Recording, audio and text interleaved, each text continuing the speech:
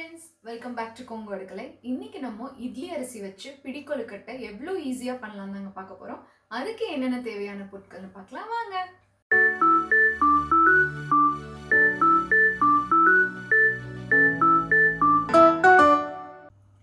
இப்போ இந்த கப்பில் 2 கப் அளவு நான் இட்லி அரிசி எடுத்து வச்சுருக்கேன். இதை நீங்கள் ஒரு 2 மணி நேரம் போல் ஊற வச்சு எடுத்துக்கோங்க.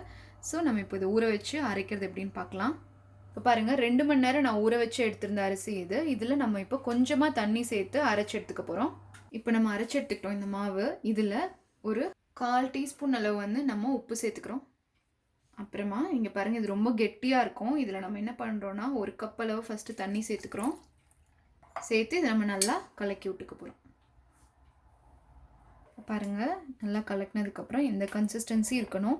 இப்போ இதில் நம்ம பாதி இனிப்பு கொழுக்கட்டைக்கும் பாதி கார கொழுக்கட்டைக்கும் யூஸ் பண்ணுறோம். இப்போ ஃபஸ்ட்டு இனிப்பு கொழுக்கட்டை பண்ணலாம். இனிப்பு பிடி கொழுக்கட்டைக்கு தேவையான பொருட்கள் என்னென்னு பார்த்தீங்கன்னா, வெல்லம் 1 கப் எடுத்திருக்கேன், தேங்காய் 1 கப்பு துருவினது, அப்புறம் ஏலக்காய் பொடி கொஞ்சம் எடுத்திருக்கேன். இது எப்படி பண்ணலான்னு பார்க்கலாம். இப்போது ஒரு பேனில் நம்ம எடுத்துக்கிட்ட இந்த வெல்லமை சேர்த்துக்கலாம். ஒரு 1/4 டம்ளர் போல் தண்ணி சேர்த்துக்கோங்க, நிறையா சேர்த்தாதீங்க. இப்போது இது அப்படியே நல்லா கரையட்டும், அப்படியே விட்டுருங்க. இது பார்த்திங்கன்னா நான் கொஞ்சம் பியோர் வெல்லம் எனக்கு கிடச்சிது, அதனால நான் வாங்கி வச்சுருக்கேன். இப்போ சில வெல்லம் பார்த்திங்கன்னா மண்ணெல்லாம் இருக்கும். அதுக்கு நீங்கள் என்ன பண்ணலான்னா, தனியாக இது மாதிரி காய்ச்சி நீங்கள் வடிகட்டி ஒரு பேனில் எடுத்துக்கலாம். இப்போ பாருங்கள், வெல்லம் எல்லாம் நல்லா கரைஞ்சி வந்துச்சு. இந்த ஸ்டேஜில் நம்ம தேங்காய் ஆட் பண்ணிக்கலாம். இதை நல்லா மிக்ஸ் பண்ணி விட்டுருங்க. இதில் ஏலக்காய் பொடி கொஞ்சம் சேர்த்துக்கோங்க, நம்ம எடுத்ததை. அப்புறம் இது கொஞ்சமாக கெட்டியாகிற வரைக்கும் விட்டுருங்க. இப்போ நம்ம இதை பூர்ணமாக ஃபில் பண்ண போகிறதில்ல, அதனால் இந்த ஸ்டேஜ், அதாவது கொஞ்சமாக இந்த தேங்காய் இந்த வெல்லம் கூட வேகட்டும், அது வரைக்கும் நீங்கள் பண்ணிக்கோங்க. இவ்வளோ கொஞ்சம் தண்ணியாக இருந்தால் கூட பரவாயில்ல. இந்த ஸ்டேஜில் நம்ம மாவை இதில் ஆட் பண்ணிக்க போகிறோம். பாருங்கள், நம்ம எடுத்து வச்சுருந்ததில் பாதி மாவு நான் இதில் ஆட் பண்ணுறேன். நல்லா கலக்கி விட்டுட்டே இருங்க. அவ்வளோதான், இது ஆட்டோமேட்டிக்காக கெட்டியாக ஆரம்பிக்கும். நல்லா கலக்கி விட்டுட்டே இருங்க.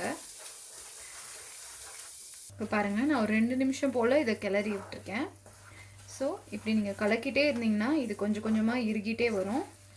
ஸோ இது பார்த்திங்கன்னா நம்ம ஒரு 5 to 7 நிமிஷம் போல் நம்ம கிளறினோன்னா நம்மளுக்கு நல்லா இறுகி பிடிச்சு வைக்கிற அளவுக்கு வந்துடுங்க. பாருங்கள், இப்போது நல்லா சுருண்டு வருது பாருங்கள் மாவு. இது ரெடி ஆயிடுச்சு. இன்னி இது கொஞ்சமாக ஆறினோன்னே நம்ம கொழுக்கட்டையை அவிச்சு எடுத்துக்கலாம்.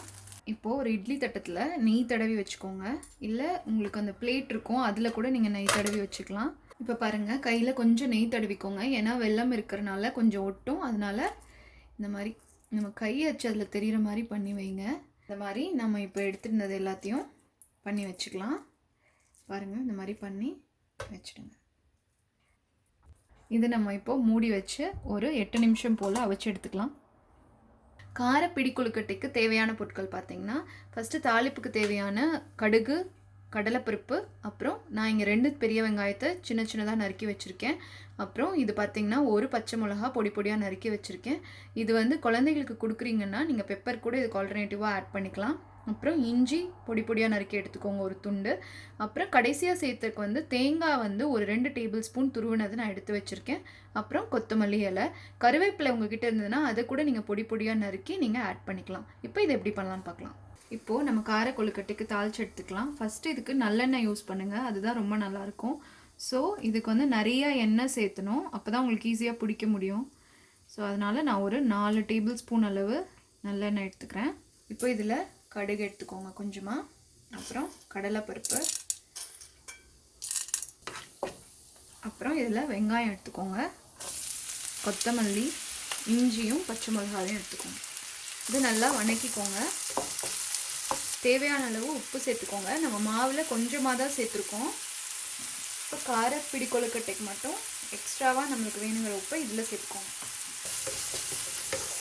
இப்போ பாருங்கள், வெங்காயம் நல்லா வதங்கியாச்சு. இந்த ஸ்டேஜில் நம்ம எடுத்து வச்சிருந்த தேங்காய் சேர்த்துக்கோங்க, அதையும் நல்லா வதக்கி விட்டுருங்க. இப்போது தேங்காயும் நல்லா வதங்கியாச்சு. அடுப்பு சிம் பண்ணிவிட்டு நீங்கள் என்ன பண்ணுறீங்கன்னா, நம்ம எடுத்து வச்சிருந்த மீதி அந்த மாவை இதில் ஊற்றிக்கணும். மெதுவாக ஊற்றி கலரிட்டே இருங்க. தண்ணியாக தான் இருக்குங்க, போக போக இது அப்படியே உங்களுக்கு கெட்டியாயிடும். இது பார்த்தீங்கன்னா நல்லா கிளறி விட்டுட்டே இருக்கணுங்க, விட்டுறாதீங்க கீழே, ஏன்னா கீழே அப்படியே வந்து கொஞ்சம் கெட்டியான மாதிரி ஆகிடும் மாவு. இப்படி சுருண்டு சுருண்டு கிளற மாதிரி கிளறுங்க. இப்போ பாருங்கள் பேனில் நல்லா ஒட்டாமல் இப்படி வந்துருச்சு பாருங்கள். இந்த ஸ்டேஜில் நம்ம இதை எடுத்துடலாம். அப்படியே உங்களுக்கு டவுட்டாக இருக்குன்னா கொஞ்சமாக எடுத்துக்கோங்க, இது ரொம்ப நம்மளுக்கு சுடாது. ஸோ பிடிச்சு பாருங்கள் நல்லாவே வருது. நம்ம போட்டிருக்க எண்ணெய்னால எண்ணெய் போட்டு பிடிக்கணும்னு இல்லை இந்த கொழுக்கட்டை. ஸோ நீங்கள் இப்படி பிடிச்சி இதை வச்சா போதும். இனி அவ்வளோதான், இதை இறக்கி வச்சுட்டு இனி நம்ம இதை பிடிச்சி வச்சிடலாம். இது பாருங்கள், இப்போ நீங்கள் கொஞ்சமாக இப்படி எடுத்துகிட்டு இதை நல்லா இப்படி அமர்த்தி பிடிச்சிக்கோங்க. பிடிச்சிட்டு இந்த மாதிரி பிளேட்டில் எடுத்து வச்சுக்கலாம். பாருங்கள், இப்போ இந்த மாதிரி எல்லாத்தையும் பிடிச்சி எடுத்துகிட்டு இதை வந்து நம்ம 8 நிமிஷம் போல் வேக வச்சு எடுத்துக்கலாம். இப்போது நம்ம கணபதிக்கு பிடிச்ச ரொம்ப பிரியமான பிடிக்கொழுக்கட்டை ரெடி ஆயிடுச்சு. இதை வந்து நான் இப்போ உங்களுக்கு பிச்சு காட்டுறேன் எப்படி இருக்குன்னு. பாருங்கள், இது ரொம்ப சாஃப்டாக இருக்கும். அடுத்தது நம்மளோட கார கொழுக்கட்டை நான் உங்களுக்கு காட்டுறேன் எப்படி இருக்குன்னு. நீங்கள் வச்சதுக்கு மாவோட கலர் சேஞ்ச் ஆகிருக்கும் பாருங்கள். நல்லா இவ்வளோ ஒயிட்டாக நல்லா வெந்து வந்திருக்கு. கண்டிப்பாக இதை நீங்கள் ட்ரை பண்ணி பாருங்கள். இது ரொம்ப சாஃப்டாக இருக்கும். நீங்கள் பச்சரிசி மாவை விட இந்த இட்லி அரிசியில் ட்ரை பண்ணி பாருங்கள், ரொம்ப சூப்பராகவும் இருக்கும். டிப் ஆஃப் த டேங்க, இன்றைக்கி நம்ம வந்து கார கொழுக்கட்டையில் பார்த்திங்கன்னா நம்ம வெங்காயம் சேர்த்துருப்போம். இப்போ அதே வந்து சாமிக்கு படைக்கிறோங்கிறப்போ வெங்காயம் சேர்த்த மாட்டோம்.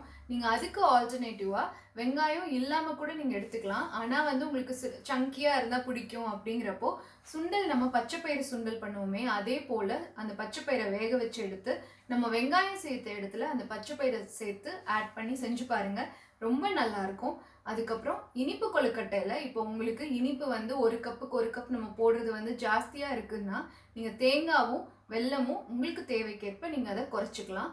ஸோ அது கண்டிப்பாக நீங்கள் ட்ரை பண்ணி பாருங்கள். இந்த ரெசிபி உங்கள் எல்லாத்துக்கும் பிடிச்சிருக்குன்னு நினைக்கிறேன். நீங்கள் ட்ரை பண்ணி பார்த்துட்டு கமெண்ட்டில் எங்க கூட ஷேர் பண்ணிக்கோங்க. அப்புறம் இந்த வீடியோ உங்களுக்கு பிடிச்சிருந்ததுன்னா எங்கள் சேனலை லைக் பண்ணுங்கள், ஷேர் பண்ணுங்கள். இங்கே வர ஒயிட் ஐக்கான் ப்ரெஸ் பண்ணி எங்கள் சேனலை சப்ஸ்கிரைப் பண்ணுங்கள். ஃபேஸ்புக் அண்ட் இன்ஸ்டாகிராமில் எங்கள் சேனலை ஃபாலோ பண்ணுங்கள். தேங்க்யூ.